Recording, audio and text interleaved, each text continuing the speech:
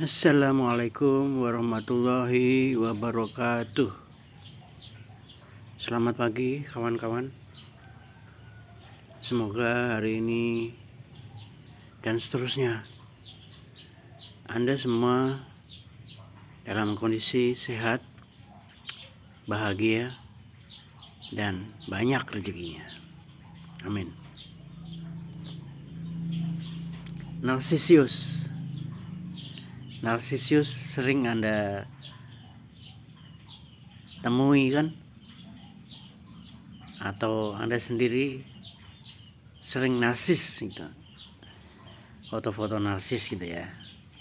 Nah, ini saya mau cerita asal usul narsis. Jadi pada legenda Yunani kuno itu ada seorang dewa atau anak dewa ya, itu yang tidak bisa mencintai orang lain. Ya, ini namanya dewa Narsisius. Ya, dewa Narsisius. Itu sikapnya dingin, ya, sombong, ya. Nah, dia itu tersesat di dalam hutan. Kemudian dia ketemu dengan Dewi Nimfa Echo. Jadi namanya aja Echo. Jadi Dewi Echo itu hanya bisa mengulang kata terakhir dari lawan bicaranya.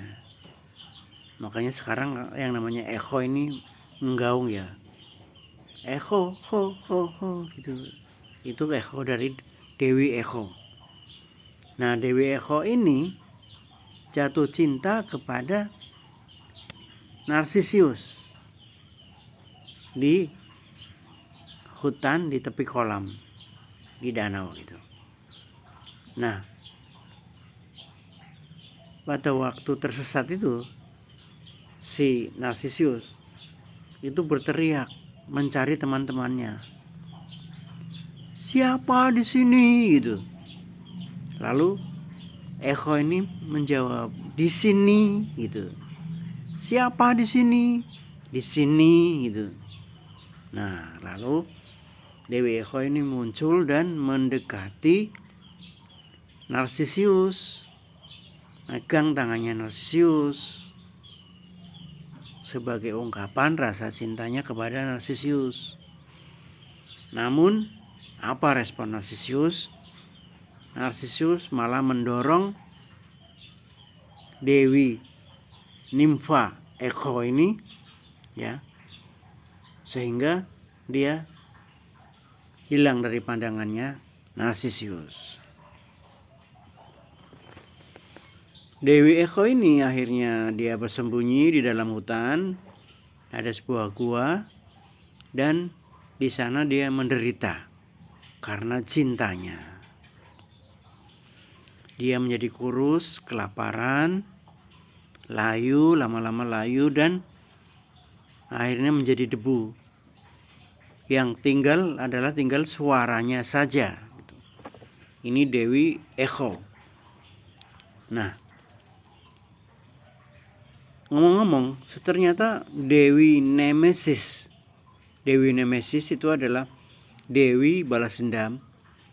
Itu dia membalaskan dendam si Echo ini kepada Narsisius, ya. Narsisius dibawa ke kolam, lalu melihat cerminan wajahnya sendiri di kolam, ya. Kemudian Narsisius memandangi wajahnya sendiri di kolam, dan dia jatuh cinta kepada dirinya sendiri, dan di kolam itulah Narsisius mati kelaparan. Ya. Nah, Apa hikmahnya? Mungkin ini cerita yang tidak kita yakini ya kebenarannya, hanya cerita dongeng aja, tapi anyway, nama narsis ini kita gunakan dalam kehidupan kita sehari-hari ya, wallahu alam lah. Nah, dalam KKBI narsistik ini ya, kamus besar Indonesia, kepedulian yang berlebihan pada diri sendiri, kekaguman dan perhatian yang berlebihan, bahkan cenderung mengarah ke kekuasaan ya. Nah, apa tanda-tandanya? Tanda-tandanya narsisius adalah arogan. Arogan itu tinggi hati, sombong ya. Over pede, ya. Over percaya diri yang berlebihan, dan egois. Nah, akhirnya muncul apa yang disebut dengan narcissistic personality disorder. Ya, narsistik itu adalah narsistik ini, ya kan? Personality adalah kepribadian, sementara disorder ini adalah kerusakan atau kelainan. Jadi disingkat menjadi NPD. Jadi narsistik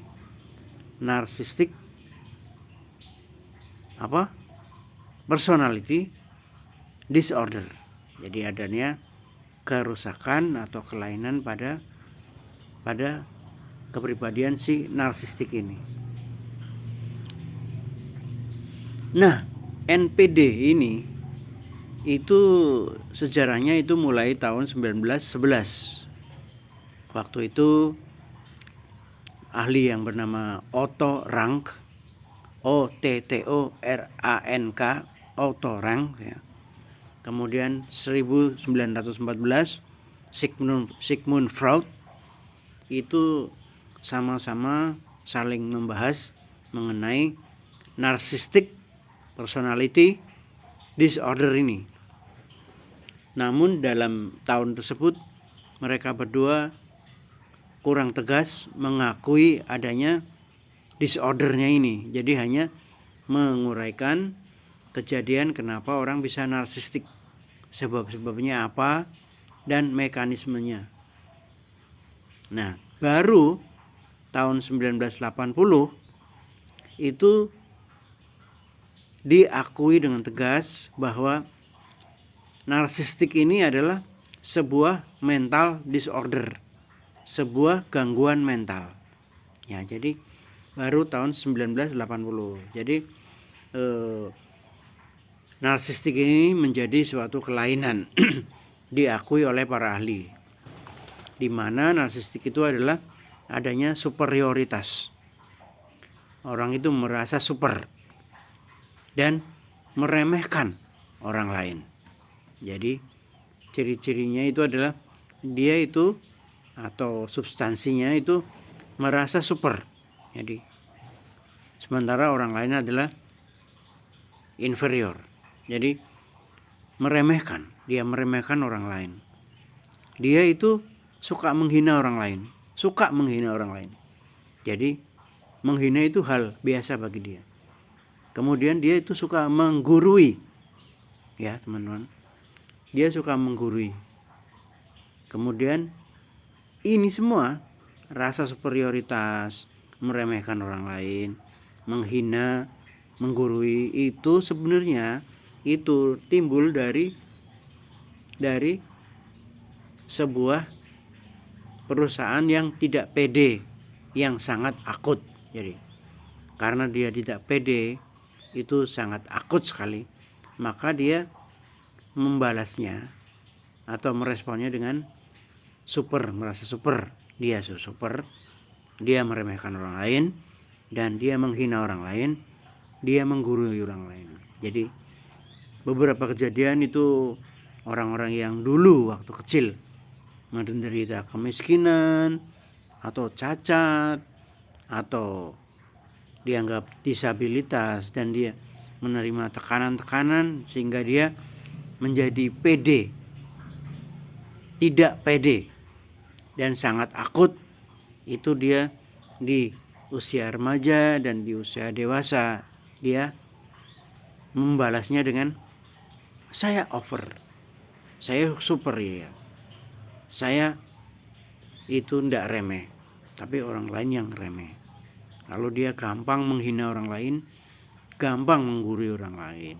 Jadi ternyata yang namanya narcissistic personality disorder atau kelainan narsistik ini adalah karena pada masa anak-anak itu harga dirinya itu tertekan, begitu sangat tertekan, sehingga ketika remaja dan dewasa adalah dia membalasnya dengan kondisi yang sebaliknya, bahwa dirinya adalah super, bahwa dia itu adalah orang lain yang remeh, bahwa dia suka menghina orang lain dan menggurui orang lain. Saya udah pinter kok. Nah, sekarang hikmah apa lagi yang kita perlu sadari dari adanya kelainan ini adalah jadikan pelajaran terdahulu itu sebagai pelajaran. Jadi jangan terlalu trauma dengan keadaan masa lalu, tapi jadikan pelajaran aja. 2. Positive thinking. Jadi kita tidak perlu berpikiran negatif, positive thinking aja. Semua yang ada, semua yang kita miliki adalah kehendak Allah, punya Allah. Kita nggak bisa mengendalikan apa-apa kecuali Allah. Berusaha membuka diri dan beraktivitas dengan orang-orang baru. Ini yang juga bisa mempengaruhi apabila kita bergaul dengan orang-orang baru, ya. Jangan orang itu terus. Ganti orang baru. Tambah dengan orang baru. Tambah lagi dengan orang baru. Karena mungkin orang baru itu punya cara pandang lain, cara paradigma yang lain, dan bisa merubah sedikit demi sedikit mungkin yang menurut pemahaman kita itu enggak benar. Diperlukan juga curhat ke orang lain, tapi yang dipercaya. Jadi jangan pendam perasaan sakit hati Anda, jangan pendam perasaan minder Anda, jangan simpan sendiri, tapi curhatlah ke orang lain. Kalau curhat itu sulit untuk mencari orang yang dipercaya, maka yang paling standar adalah mencari psikologi atau mencari psikiater. Hal-hal seperti ini zaman sekarang udah wajar kok. Jadi kita mengunjungi psikolog, kita mengunjungi psikiater untuk mengobati diri kita sendiri. Apakah ada kelainan di dalam diri saya, apakah tidak gitu. Jaga kondisi fisik. Jadi mungkin kecapean, mungkin terlalu tertekan. Itu yang paling baik adalah dengan break dulu, istirahat. Ketika semuanya mentok, ketika semuanya tidak berhasil, kita harus break dulu, melakukan relaksasi gitu. Makan yang sehat dan istirahat yang teratur. Dan terakhir, jangan lupa carilah dukungan orang-orang yang kita sayangi. Demikian mengenai narcissistic personality disorder atau orang yang tidak bisa mencintai orang lain. Terima kasih. Assalamualaikum warahmatullahi wabarakatuh.